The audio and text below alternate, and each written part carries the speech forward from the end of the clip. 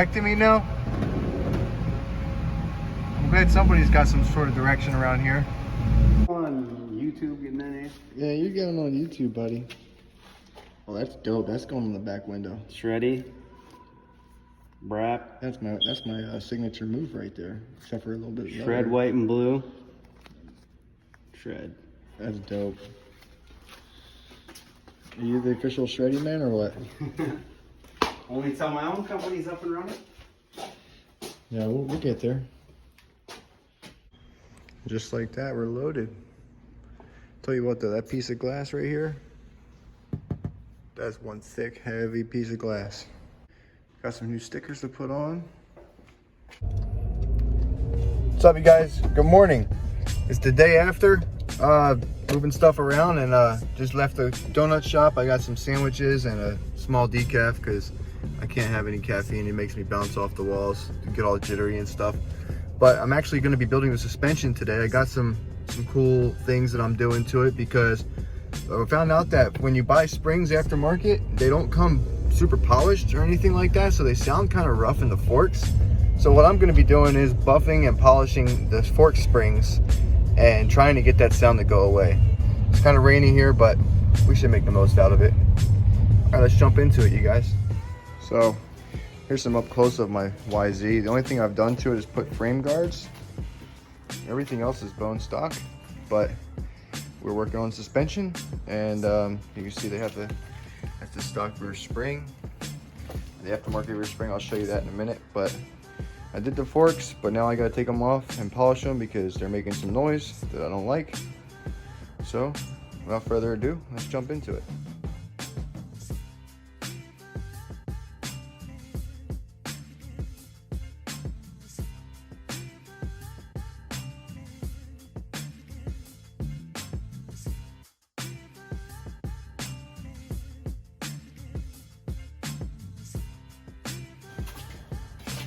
All right, so now we got the forks out of the bike. I already loosened up the top cap while they were still in the triple clamp. Just in case you didn't know, you could do that. I'm gonna tear them all down, take the springs out, and then we'll start buffing. Which, if you don't know how to tear down a fork, I can show you a little bit here in a second. Just gotta get my area set up, and then we'll tear into it. All I did was undo the fork cap. Let me bring you guys up a little bit. I undid the fork cap a little bit, took the oil out that I just put in there, fresh oil. I'm saving that because I literally just put it in there. But got an old tire spoon here that I use to open these up. Put this out of the way. Take a wrench like this. Compress the fork. They do sell a special tool for this. I have it, don't know where it's at. A wrench works just fine for me. Do the top cap to the rod. This stuff shouldn't be too tight because I just opened it up the other night.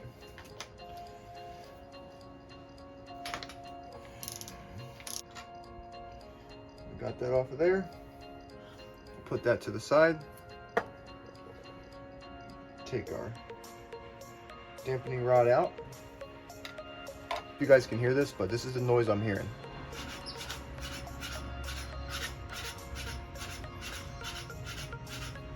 That's the spring. It's not polished. That's why we're doing this. We're taking it out to polish it to make it look cleaner and sound better inside of the fork. I don't want to wait for it to break in. I don't like that noise. It's normal for companies with aftermarket springs to have that noise, but if I can make it better, why not, you know? And we're just going to come down here, pop our dust seal out, move that up. You do, but it's really not that bad. You pull it out, just like that, it's out of there. So we're going to take this out.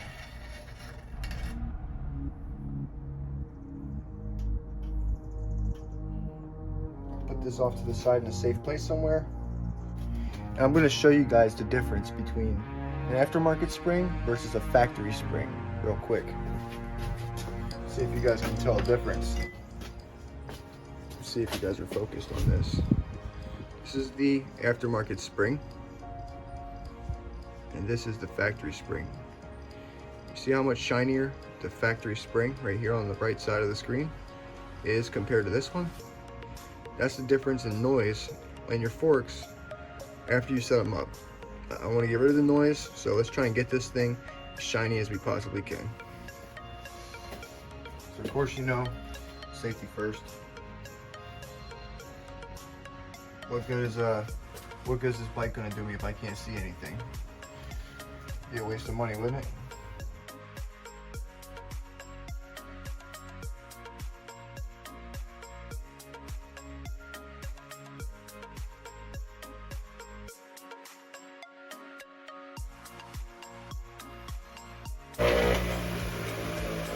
So, upon the first pass of the spring, I can already feel a huge difference compared to the rest of the spring. Let's tear into it.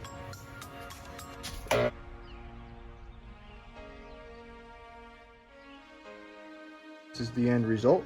It is shiny. Let's hope that sound goes away. Let's put it back in the fork. A quick update on the whole situation with the forks.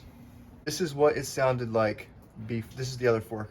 This is what it sounded like before I polished the spring. Ready?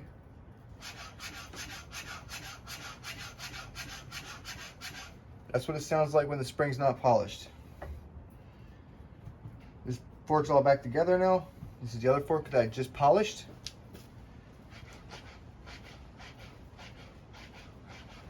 Much nicer sound and a better feel too. Happy about that. I get a couple more of those in there.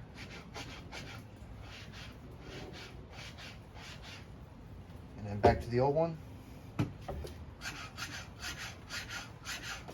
Yeah, time to tear this one down.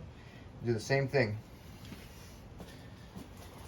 Well, the rain is back, but on a side note, the forks are done. They are built. Got the oil in them.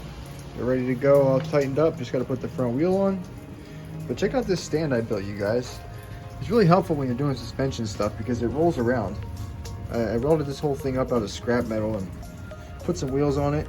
So whenever I have to take suspension off and when it's raining like this, I just pick up the feet where they're locked in, unlock them, and I can roll the bike around on the stand. It's a pretty cool little thing I made.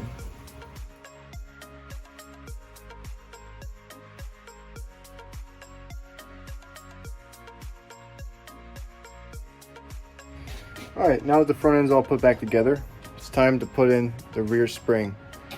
So there's a few ways I could do this, but the easiest way for me, I'm just gonna pull the subframe off, take the shock out, and take the spring off, put it on, and put it all back together. Probably have to take the air boot off the back of the carb. That shouldn't be a big deal. So Racetech spring 5.8 going in to replace the stock spring. So forks feel good. I got a more of a stiffer feel for me, which is what I need to stay planted in the corners and not get bounced around real bad. So let's get the rear done, and I'll time lapse that one for you too. So let's get started.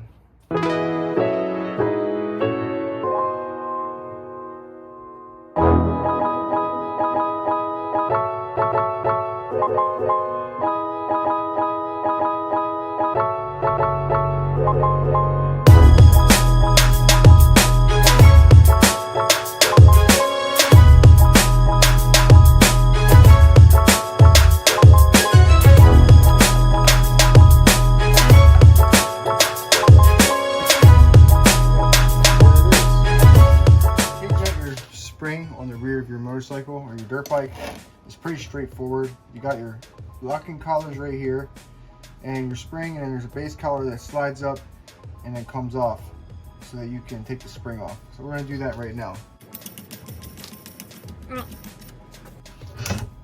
Got that up, this up, this comes off like this. You can see I slid the stopping shaft up, and this piece comes off.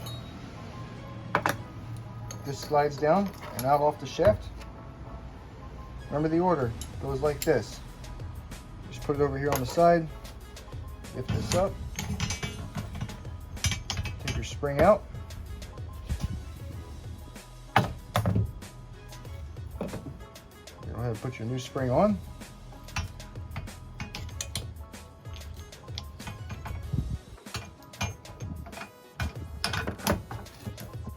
Let's see how this piece right here fits on here.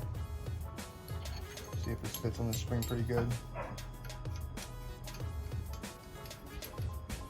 There is a spring that it came with, so I'm going to go grab that, or a washer like this that it came with. So I'm going to go grab that and see if it fits better than this one does. So from Race Tech, because of the way the spring is, this is the stock spring retaining washer. This is the one from Race Tech. This one fits a little better. So there's two things I realized.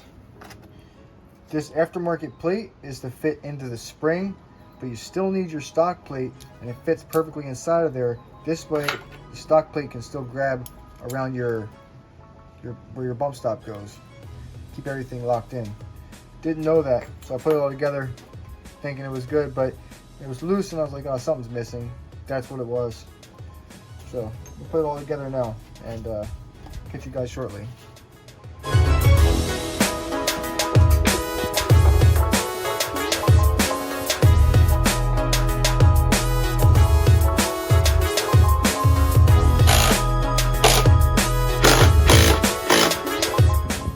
All right, you guys, Race Tech suspension is in. The sag is officially set at 98 millimeters. Yamaha calls for 90 to 100. Some different numbers I'm not used to. I'm used to it being at like 104, 105. But is what it is. We're gonna go and suspension test next weekend, hopefully, or maybe the weekend after, depending on work. But thanks to my neighbor Mike, we got the sag dialed. I got the forks done. I'm stoked to see how this thing rips. And also, you guys, if you like video games, when I'm not out riding or racing dirt bikes or building dirt bikes, I'm usually on Xbox One, or I'm streaming on Twitch with Monster Energy Supercross or Call of Duty with the Cram Clan. So if you guys ever want to see some video games, why don't you go follow SoCal Moto 626 on Twitch, and you'll be notified when I go live, and you can join us for the stream. So that's another thing. But enjoy the rest of your day, you guys. It was fun making this video and getting my suspension dialed, so that's it. I'll catch you guys on the next ride day.